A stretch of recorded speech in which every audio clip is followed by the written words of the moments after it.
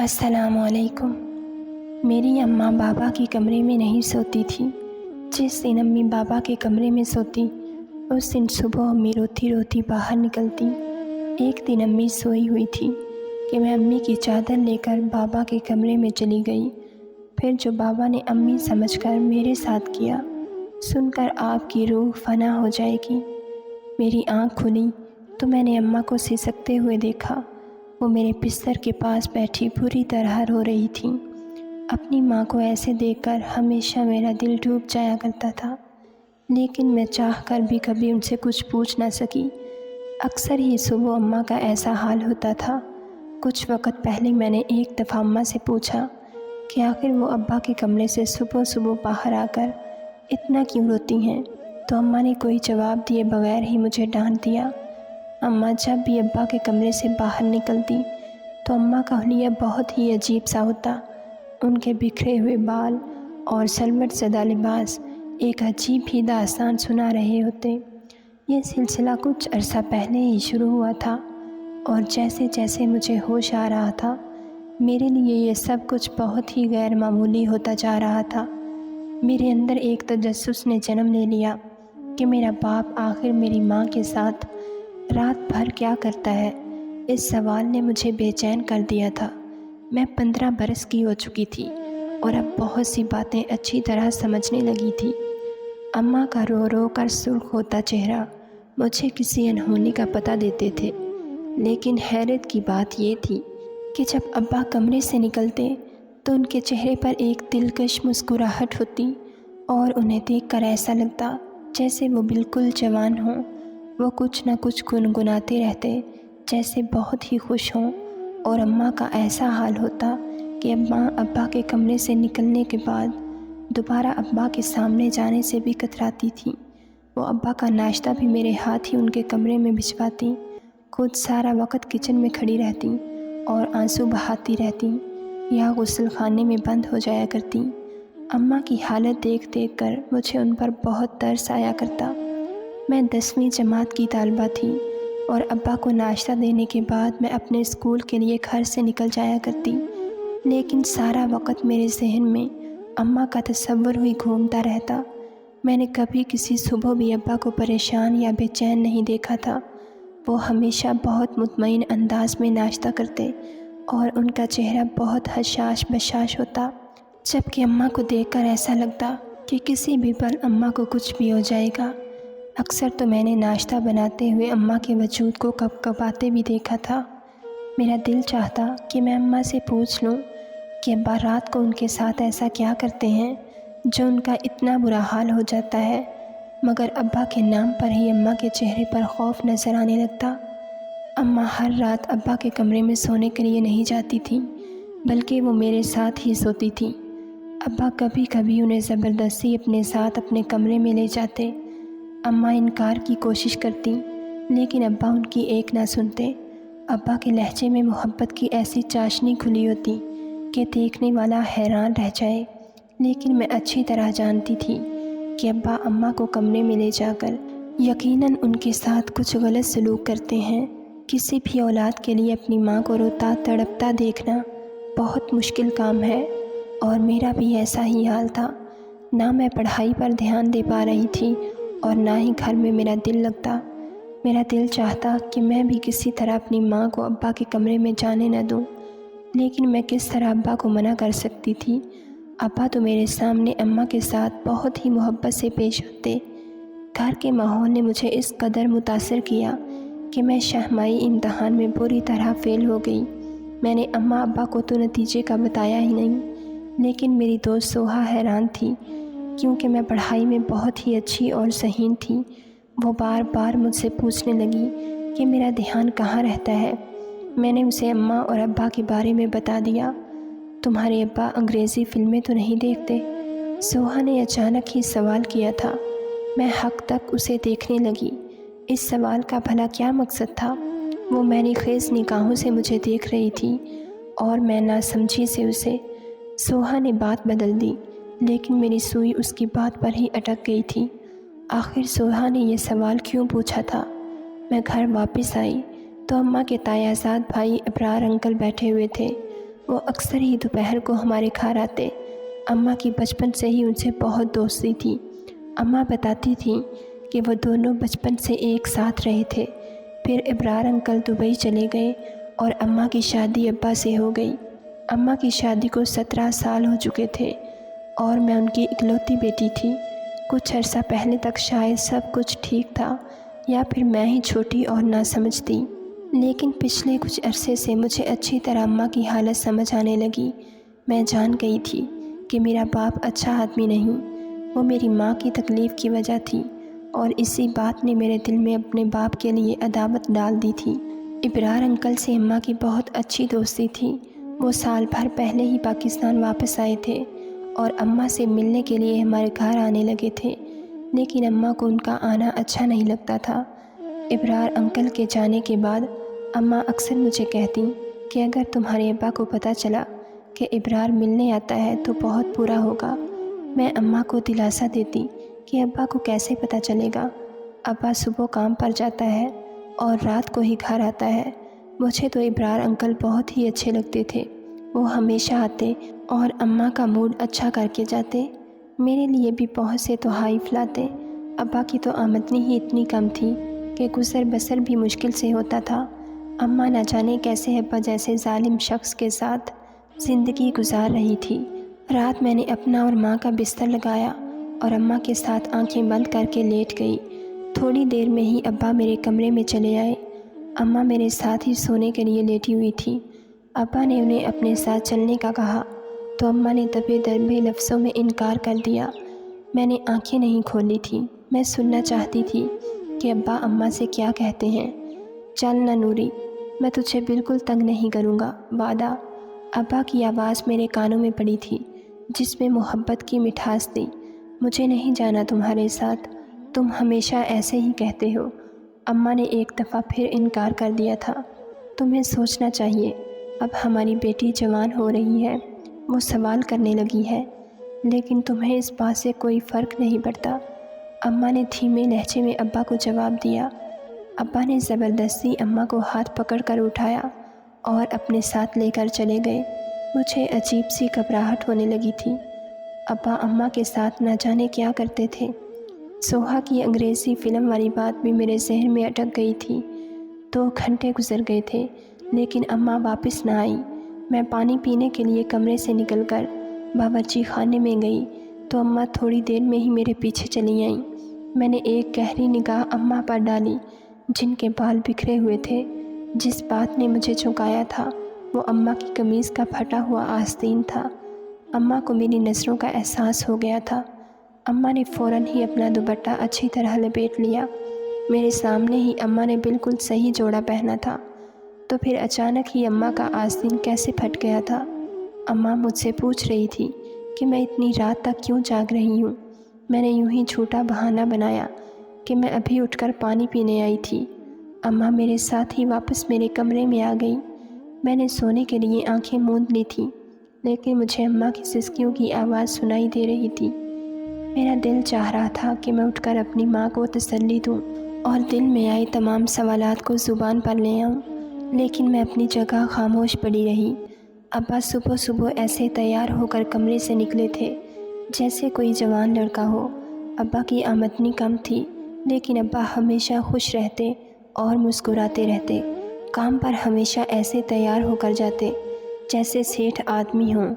میں نے اچاٹ نگاہ اپنے باپ پر ڈالی تھی جس سے آج مجھے شدید نفرت محسوس ہو رہی تھی۔ ابا کے آگے ناشتہ رکھ کر میں اسکول چلی گئی تھی۔ سارا دن اسکول میں بھی میرا ذہن اماں کے پھٹے ہوئے آستین کی طرف تھا۔ اسکول سے واپسی پر مجھے ابرار انکل مل گئے اور مجھے دیکھتے ہی انہوں نے اپنی گاڑی کا دروازہ کھول دیا۔ میں بنا سوچے سمجھے ان کی گاڑی میں بیٹھ گئی۔ ابرار انکل نے غور سے میری طرف دیکھا اور کہنے لگے، مجھے بتاؤ تمہیں کیا پریشانی ہے؟ تم اتنی کھوئی کھوئی سی کیوں رہتی ہو؟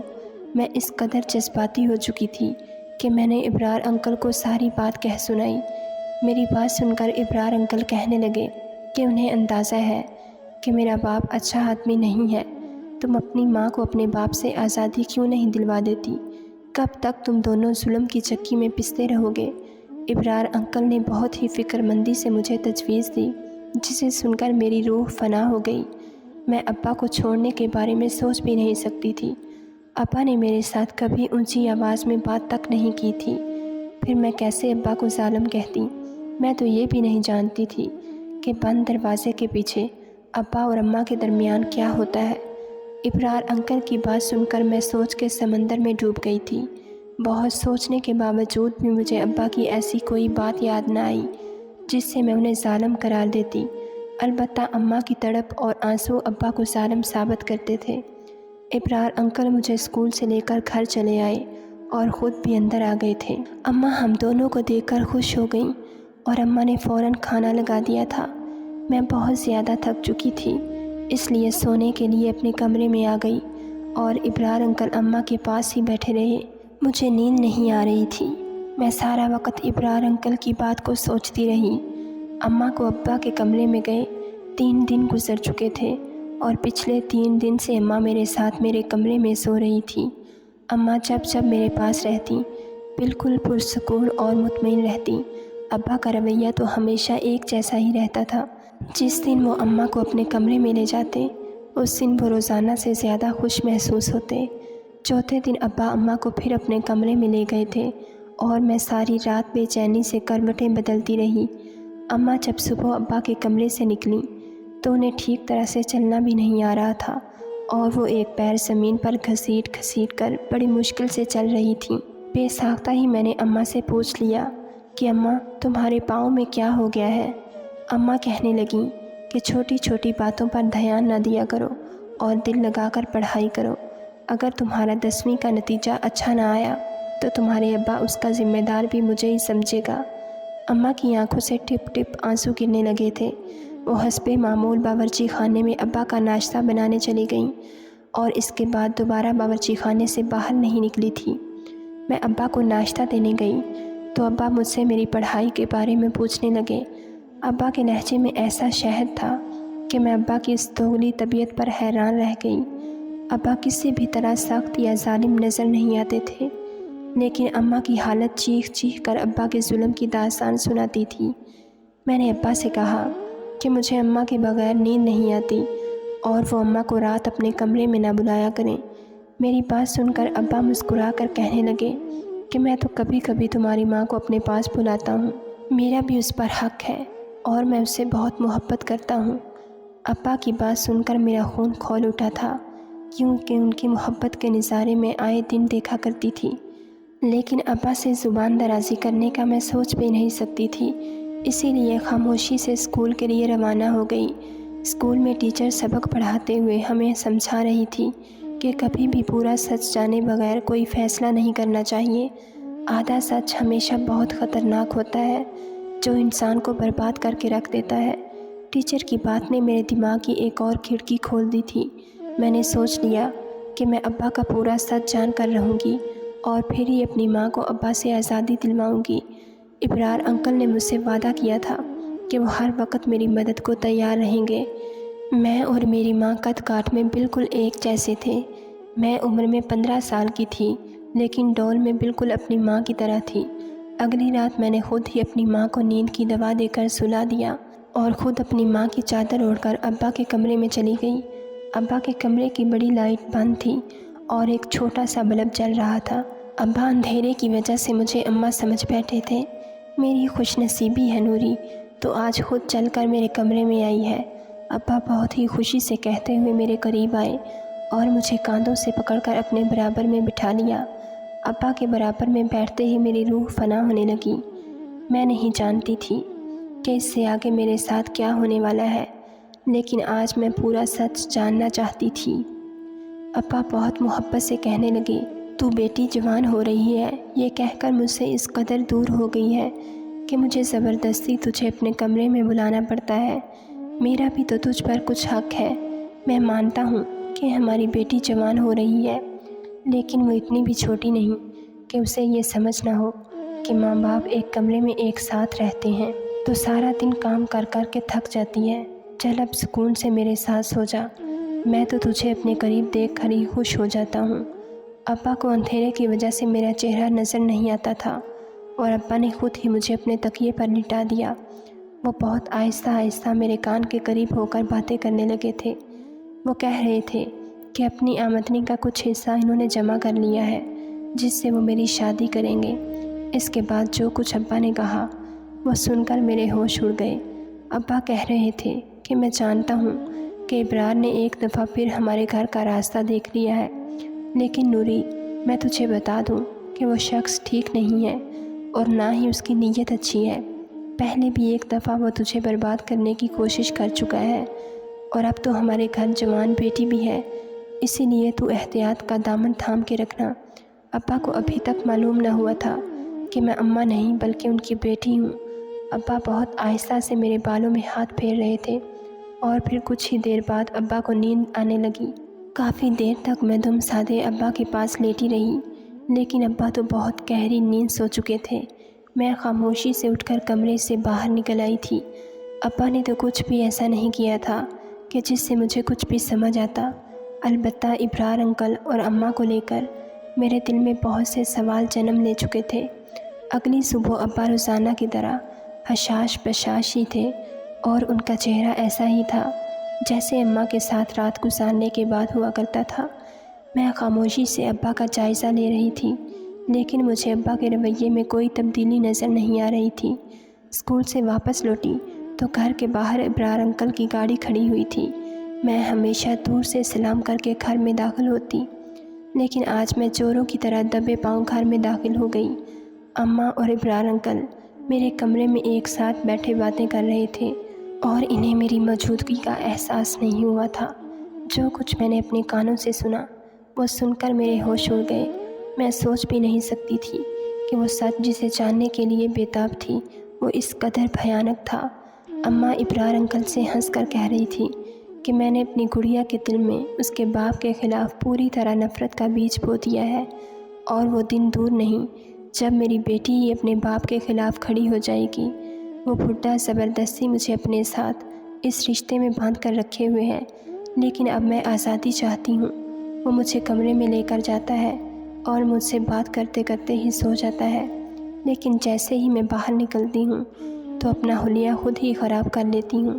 میں نے گڑیا کے دل میں یہ بات اچھی طرح بٹھا دی ہے کہ اس کا باپ مجھ پر ظلم کرتا ہے۔ ایک دن تو میں نے خود ہی اپنی قمیض کا آستین تک پھاڑ ڈالا۔ میں چاہتی ہوں کہ جب میں اس بڈھے سے آزادی کا مطالبہ کروں تو میری بیٹی ہی میری ڈھال بن جائے اور مجھے اپنی گڑیا کو چھوڑ کر اس گھر سے نہ نکلنا پڑے۔ گڑیا خود دنیا کو میری بے گناہی اور اپنے باپ کے ظلم کی داستان سنائے گی۔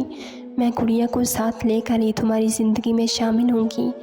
ابرار انکل ہنستے ہوئے کہنے لگے کہ ہاں، میں نے بھی گڑیا سے کہہ دیا ہے کہ اسے جب بھی میری مدد کی ضرورت ہوگی میں چلا آؤں گا۔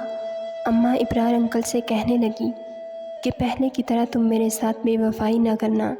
ایک دفعہ پہلے بھی تم مجھے بیچ راستے میں چھوڑ کر چلے گئے تھے، اس وقت بھی میرے شوہر نے مجھے معاف کر کے اپنا لیا تھا۔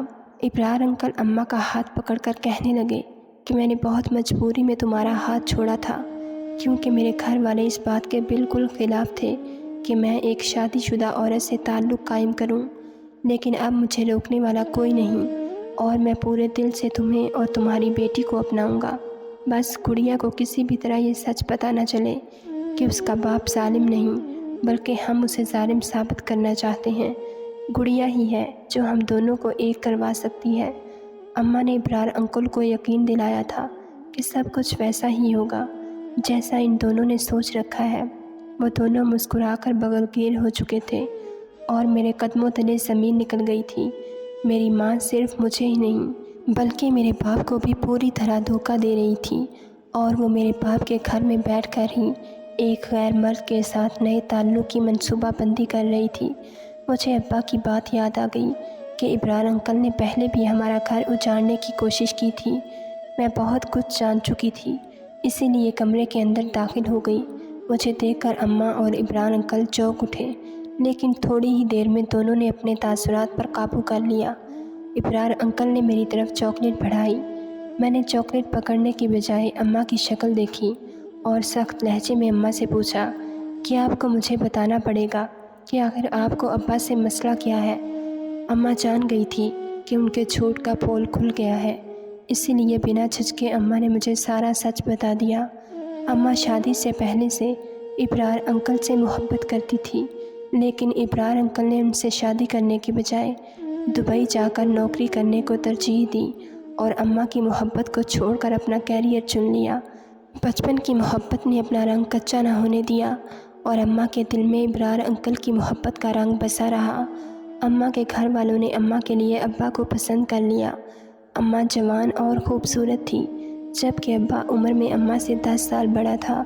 ابا واجبی سی شکل و صورت کا مالک تھا، جبکہ ابرار انکل بہت ہینڈسم تھے۔ اماں کے لیے ابا کا ساتھ صرف اور صرف گھر والوں کی مرضی تھی۔ اماں نے اپنے گھر والوں کی زبردستی پر ابا سے شادی تو کر لی، لیکن وہ کبھی ابا کو دل سے قبول نہ کر پائیں۔ زبردستی کا یہ رشتہ اماں کے لیے کسی بوجھ کی طرح تھا، لیکن اماں اس رشتے کو گھسیٹ رہی تھی، کیونکہ شادی کے 1 سال بعد ہی میں اماں کی گود میں آ گئی تھی۔ اماں کی شادی کے 8 سال بعد ابرار انکل دبئی سے کچھ عرصے کے لیے واپس آئے تو ان کے دل میں اماں کو دیکھ کر دوبارہ سے جذبات جاگ اٹھے۔ اماں بھی بچپن کی محبت اور اپنے جذبات کے ہاتھوں مجبور ہو کر ابرار انکل سے چپکے چپکے ملاقاتیں کرنے لگیں، لیکن کچھ ہی دنوں میں یہ بات اماں کی تائی کو پتہ چل گئی اور انہوں نے سارے خاندان میں میری ماں کی عزت کو اچھالنا شروع کر دیا۔ ابا اماں سے سچی محبت کرتے تھے، اسی لیے انہوں نے اماں کو بدنامی سے بچا لیا اور اس سارے قصے کو تائی ماں کی طرف سے بہتان قرار دے دیا۔ جب ابا نے اماں کا ساتھ دیا تو سارا خاندان اپنے آپ ہی خاموش ہو گیا۔ تائی کے ہاتھ اماں تو نہ آ سکیں، لیکن انہوں نے ابرار انکل پر سختی کی اور انہیں زبردستی واپس بھیج دیا۔ محبت کا جوش جو جھاگ کی طرح بیٹھ گیا تھا، اسے 1 سال پہلے ابرار انکل نے دوبارہ زندہ کر دیا۔ ابرار انکل ہمیشہ کے لیے پاکستان آ گئے تھے اور ایک دفعہ پھر وہ اماں کے پیچھے دیوانے ہو گئے تھے۔ اماں کو تو پہلے ہی دن سے ابا پسند نہیں تھے، پھر ہمارے حالات بھی کچھ خاص اچھے نہ تھے، جبکہ ابرار انکل کے پاس دبئی کا پیسہ تھا۔ اماں کے لیے ابا کو چھوڑنا کچھ مشکل نہیں تھا، لیکن اصل مسئلہ یہ تھا کہ ابا بھی مجھ سے بہت محبت کرتے تھے اور اماں بھی میرے بغیر زندہ نہیں رہ سکتی تھی۔ اسی لیے اماں نے جان بوجھ کر یہ سارا کھیل رچایا اور میری نظروں میں ابا کے کردار کو مشکوک کر دیا۔ اماں ہمدردی بٹور کر مجھے اپنے ساتھ لے جانا چاہتی تھی، اسی لیے اماں نے باقاعدہ ابا کو ظالم ثابت کیا اور خود مظلوم بن گئی۔ اتنے عرصے سے میں بھی یہی سوچ رہی تھی کہ ابا نے تو کبھی اونچی آواز میں ہم سے بات تک نہیں کی، پھر وہ بند کمرے میں اماں پر ظلم کیسے کر سکتے ہیں۔ میں نے اماں سے صاف صاف کہہ دیا کہ اگر آپ کو اس گھر سے جانا ہے تو آپ جا سکتی ہیں، لیکن میں اپنے بھولے بھالے اور وفادار باپ کو نہیں چھوڑ سکتی۔ ابرار انکل جو پہلے ہی اماں کو 2 دفعہ چھوڑ چکے تھے، اماں ان سے نہ جانے کیسے تیسری دفعہ امید لگا کر بیٹھی تھی۔ مجھے ابرار انکل کی آنکھوں میں آج پہلی دفعہ اپنے لیے صرف اور صرف حوث دکھائی دے رہی تھی اور میں جان گئی تھی کہ اس حوث کو پوری کرنے کے بعد اماں ان کے کسی کام کی نہیں رہی ہوگی۔ اماں نے مجھے مستقبل کے سہانے سپنے دکھا کر اس بات کے لیے مجبور کیا کہ میں ان کے ساتھ چل پڑوں اور ابا کو چھوڑ دوں، لیکن میرے لیے میرے ابا ہی سب کچھ تھے۔ اگر میرے سامنے سارا سچ نہ آتا تو شاید میں کوئی غلط فیصلہ کر بیٹھتی، لیکن میں خدا کی شکر گزار تھی کہ میں نے اپنی آنکھوں سے سب کچھ خود دیکھا تھا اور کانوں سے سنا تھا۔ اماں ابرار انکل کے ساتھ جانے کے لیے راضی تھی، لیکن جب ابرار انکل نے دیکھا کہ میں کسی بھی طرح ان کے ساتھ قابو میں نہیں آؤں گی اور نہ ہی اماں کے ساتھ چلوں گی، تو وہ ایک دفعہ پھر اماں سے اپنی راہ جدا کر کے اماں کو چھوڑ گئے تھے۔ اماں کو اب پتہ چلا تھا کہ ابرار انکل اماں کے لیے نہیں بلکہ میرے لیے ہمارے گھر کے چکر کاٹ رہے تھے۔